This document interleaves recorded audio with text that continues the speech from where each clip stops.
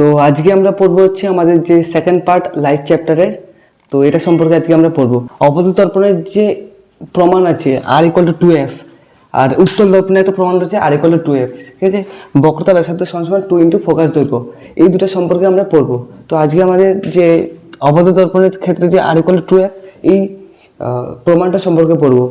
তো এই প্রমাণটা পড়তে গেলে আমাদের দুটা জিনিস সম্পর্কে জানতে হবে, কি একটা চৌপাক্ষীয় রশ্মি আর একটা কি প্রান্তিক রশ্মি। তো এই দুটো রশ্মি আগে জানেনি সম্পর্কে।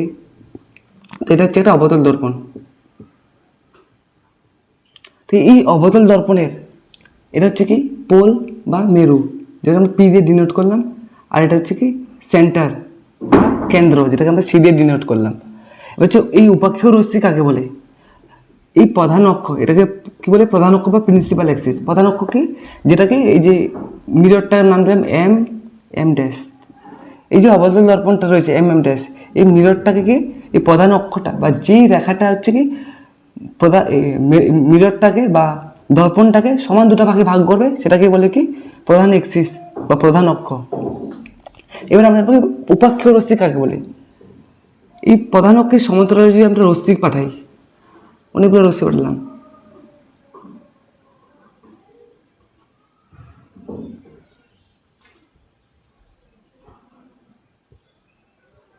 অনেকগুলো রশ্মি পাঠাচ্ছি,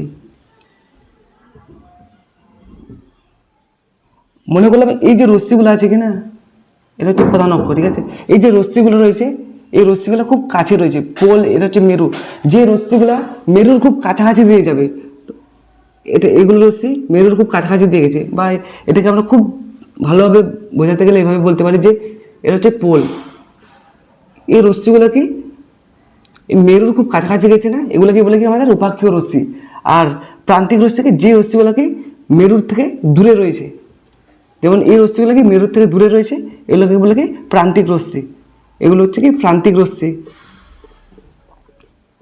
আর উপাক্ষীয় রশ্মি, এই যে রশ্মিগুলো রয়েছে আমি এগুলো এঁকেছি বড় বড় করে, ঠিক আছে, অনেকটা ডিস্টেন্স মনে হচ্ছে, কিন্তু এটা কি খুব কাছাকাছি রয়েছে, এই ডিস্টেন্সটা খুব কাছাকাছি রয়েছে।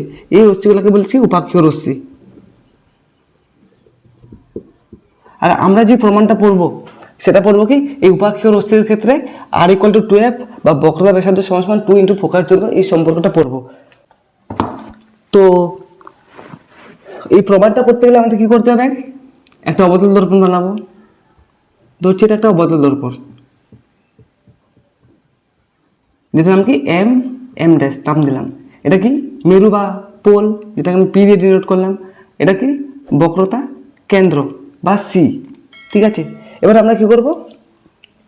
এই প্রধান অক্ষের সমান্তরালে কিছু রশ্মি পাঠাবো। ধরো আমি একটা রশ্মি পাঠালাম প্রধান অক্ষের সমান্তরালে। এই প্রধান অক্ষের সমান্তরালে যে রশ্মি পাঠাই সেটা কি কোথা দিয়ে যাবে? সেটা যে বিন্দু দিয়ে যাবে সেটাকে আমরা কি বলি?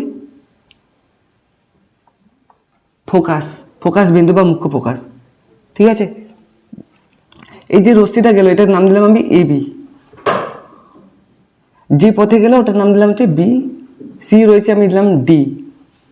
ঠিক আছে, এই এবি রশ্মিটা যে এলো এটাকে বলি আপতিত রশ্মি। আর বি ডি যে পথে গেলে সেটাকে বললাম কি প্রতিফলিত রশ্মি। এই এবি রশ্মিটা,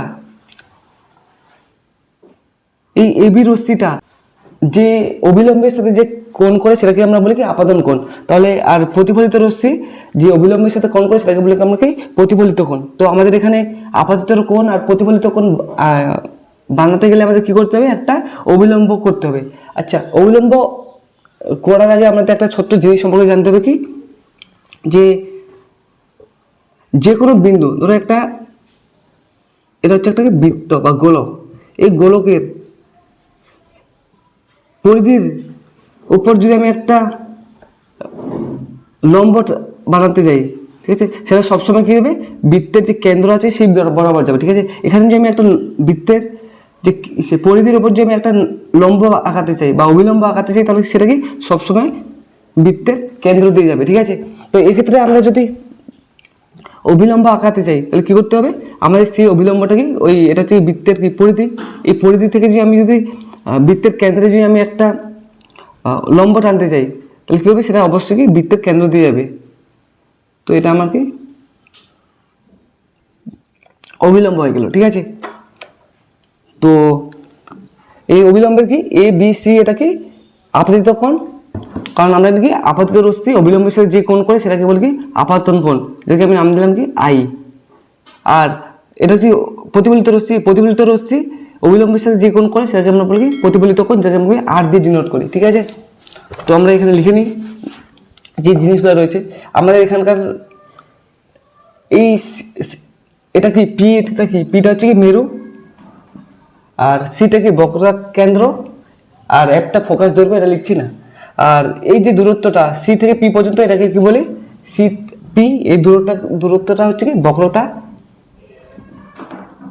ব্যাসার্ধ, যেটাকে আমরা কি আর দিয়ে ডিনোট করি, ঠিক আছে।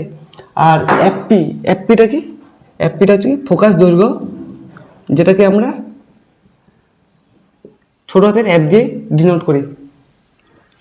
আর এখানে যে এ বি সি, এই যে কোণটা হলো এ বি সি, এটা কি, এটা হচ্ছে কি আপাতন কোণ, যেটা আই। আর সি বি এফ, এটা কি প্রতিফলিত কোণ, ঠিক আছে। আর আমরা কি জানি প্রতিফলনের দ্বিতীয় সূত্র অনুযায়ী জানি যে আপাতন কোণ আর প্রতিফলন কোণটা কি সমান হয়। তাহলে কি হবে, এই আপাতন কোণ আর এই প্রতিফলিত কোণটা কি সমান হবে, তাহলে কি A B C R C B F, এই দুটা কোণ কি হবে সমান হবে। এ বি সি সমান সমান কি সি বি এফ, এই দুটা কোণ সমান হবে কেন, কারণ প্রতিফলনের যে সূত্র থেকে পাই আমরা, ঠিক আছে, প্রতিফলনের সূত্র। এরপরে আমরা কি জানি যে এই কোণটা, এই কোণটা আর এই কোণটা পরস্পর সমান, কেন সমান, কারণ এরা পরস্পর কি একান্তর কোণ।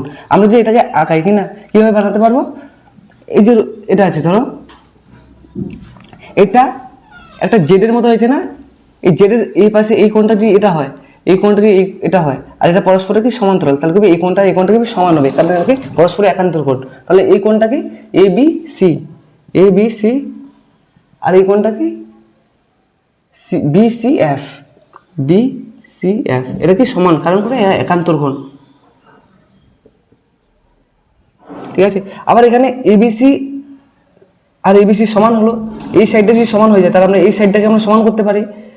তাহলে কি লিখতে হবে সিবি এফ সমান সমান কি বিসি এফ, মানে কি সি বি এফ মানে এই কোণটা, আর বি সি এফ মানে এই কোণটা, মানে এই কোণটা আর এই কোণটা কি পরস্পরের সমান। আচ্ছা, এই কোণটা সমান হলে কি বলতে পারি, এই কোণটা সমান হলে কি এই যে বাহুটা আছে, এই কোণটার বিপরীত বাহু কোনটা, এটা বিএফ, বিএফ, আর এই কোণটার বিপরীত বাহু কোনটা সিএফ, সিএফ। এই কোণ দুটো যদি সমান হয় তাহলে কি এই বাহু দুটো কি হবে পরস্পরের সমান হবে, ঠিক আছে। আর এই যে ত্রিভুজটা রয়েছে বিসিএফ, ত্রিভুজ বিসিএফ, এই ত্রিভুজের ক্ষেত্রে দুটো বাহু যদি সমান হয় তাহলে আমরা সেই ত্রিভুজটাকে কি বলি সমদ্বিবাহু ত্রিভুজ বলি। এটা কি একটা সমদ্বিবাহু ত্রিভুজ, এটা হচ্ছে একটা সমদ্বিবাহু ত্রিভুজ, ঠিক আছে। তো এই সমদ্বিবাহু ত্রিভুজ, এই সমদ্বিবাহু ত্রিভুজের কি বিএফ আর সিএফটা কি সমান আছে, বিএফ আর সিএফ মানে কি এটা বাহু আর এটা বাহু সমান, ঠিক আছে। আবার আমরা কি জানি, আমরা বললাম যে অবতল দর্পণটা কিসের ক্ষেত্রে প্রযোজ্য, উপক্ষীয় রশ্মির ক্ষেত্রে, এই উপাক্ষীয় রশ্মির ক্ষেত্রে এটা প্রযোজ্য। আর আমরা কি জানি উপাক্ষীয় রশ্মির ক্ষেত্রে কি হয়, যে ওই রশ্মিটা আছে ওই রশ্মিটি মেরুর খুব কাছাকাছি আসে। ধরো এটা যদি আমাদের অবতল দর্পণ হয় কিনা, এটা অবতল দর্পণ, এটা কি প্রধান অক্ষ বা এটা হচ্ছে কি পোল বা মেরু, এর কি খুব কাছাকাছি। ধরো এটা হচ্ছে আমাদের উপাক্ষীয় রশ্মিটা, এই রশ্মিটা এলো কাছাকাছি, তাহলে আমাদের কোন দিক দিয়ে যাবে, ফোকাস দিয়ে যাবে, এই ফোকাস দিয়ে গেল কিনা। দেখো এই যে দূরত্বটা আর এই দূরত্বটা প্রায় সমান বলাই চলে। ধরো এইটাকে আমি যদি নাম দিই কি আছে বিএফ রয়েছে, বিএফ, আর এটার নাম বিএফ, আর এটার নাম কি, আর এটার নাম কি এফপি। তাহলে আমি বলতে পারি যে এই যে বিএফ রয়েছে, এই বিএফ আর এফপিটা প্রায় সমান, বিএফটা আর কি এফপিটা প্রায় সমান, কেন, কারণ উপাক্ষীয় রশ্মির ক্ষেত্রে কি রশ্মিটা খুব মেরুর খুব কাছাকাছি যায়, ঠিক আছে। তাহলে বিএফ আর এফপিটা সমান, তাহলে আমি লিখতে পারি কি উপাক্ষীয় রশ্মির ক্ষেত্রে, রশ্মির ক্ষেত্রে কি হয় বিএফ সমান সমান এফপি, মানে প্রায় সমান হয় বিএফ, এই বিএফটা প্রায় এফপির সমান, ঠিক আছে। আচ্ছা, আমরা কি জানি এখানে যে বিএফ সমান সমান সিএফ, আর এখানে বিএফ সমান সমান এফপি। তাহলে বিএফ আর বিএফ যদি সমান হয় তাহলে কি আমি সিএফ আর এফপি সমান বলতে পারি, সিএফ সমান সমান এফপি। ঠিক আছে, প্রায় হয়ে আসছে প্রমাণটা। সিএফ সমান সমান এই সিএফ এটা সমান সমান এফপি, এটা আর এটা সমান হয়। আচ্ছা ঠিক আছে, তো আমি একটু উপরে একটু মুছে দিই।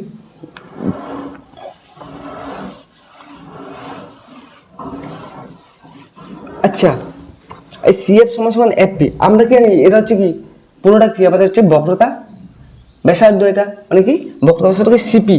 সিপি সমান সমান আমি লিখতে পারি যে এই বক্রতা ব্যাসার্ধ সমান সমান এই পার্টটা প্লাস এই পার্টটা, ঠিক আছে, সিএফ প্লাস এফপি।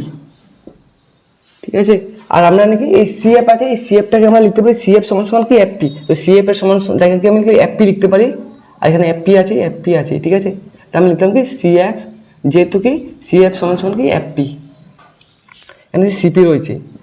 এফপি আর এফপি গুণ করলে কত হয়, যোগ করলে কত হবে 2FP, ঠিক আছে, একটা এফপি আর একটা এফপি তাহলে হবে 2টা এফপি, সিপি সমান সমান 2টা এফপি। ঠিক আছে, আর এই যে রয়েছে 2FP, এফপি মানে কি, এই এফপিটাকে আমি নাম কি দিলাম, দেখি ফোকাস দৈর্ঘ্য দিলাম না, এফ নাম দিলাম না, এটাতে ফোকাস দৈর্ঘ্য যেটাকে আমরা এফ দিয়ে ডিনোট করি। আর এটাকে আমি পুরোটাকে দেখি এখান থেকে, এটা পুরোটাকে আমি কি দিলাম বক্রতা ব্যাসার্ধ, যেটাকে আমরা আর দিয়ে ডিনোট করেছিলাম। ঠিক আছে, তো সিপিটাকে আমি কি লিখলাম কি আর, সিপি সমান সমান আর, আর 2 আছে এখানে, এটা কি আকারে আছে, গুণ আকারে আছে, এফপি কি, এফপিটা কি এফ, তো কি প্রমাণ হলো আর ইকুয়াল টু 2F। ঠিক আছে, মানে আরটা মানে কি বক্রতা ব্যাসার্ধ সমান সমান 2 ইন্টু ফোকাস দৈর্ঘ্য, এটাই হচ্ছে কি আমাদের অবতল দর্পণের ক্ষেত্রে প্রমাণটা। ঠিক আছে, তো এরপরের ভিডিওতে আমরা কি উত্তল দর্পণের ক্ষেত্রে যে আমাদের বক্রতা ব্যাসার্ধ সমান সমান 2 ইন্টু ফোকাস দৈর্ঘ্য এই প্রমাণটা সম্পর্কে পড়বো। ঠিক আছে।